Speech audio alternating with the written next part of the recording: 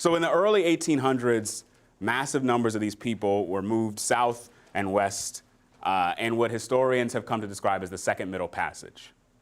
And this is, of course, a reference to the main Middle Passage, the First Middle Passage, which we've talked about, the transfer of people across the Atlantic Ocean in the bottoms of slave ships, right? 12 million people extracted from Africa and transported to the Americas. The Second Middle Passage describes this movement, massive movement of enslaved people into cotton-producing territory. So between 1800 and 1860, an estimated 1 million people were moved into these territories. And so this is a contemporary image that's kind of representing, or it's a representation of what was called a coffle. And this isn't a critical term for us. I don't know if you'll be able to read that, actually.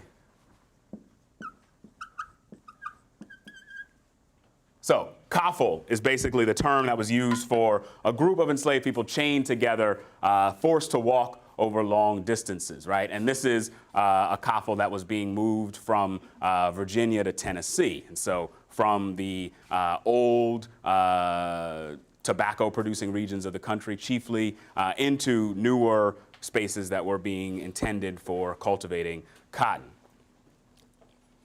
An enslaved man named Charles Ball described what it was like to be part of a coffle as he was moving from Maryland to South Carolina.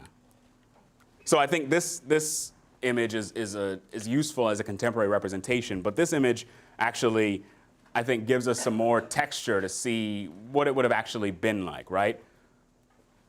Ball wrote this about being in a coffle.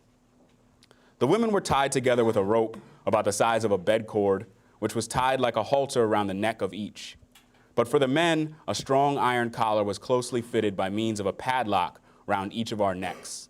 A chain of iron about 100 feet long was passed through the hasp of each padlock. In addition to this, we were handcuffed in pairs.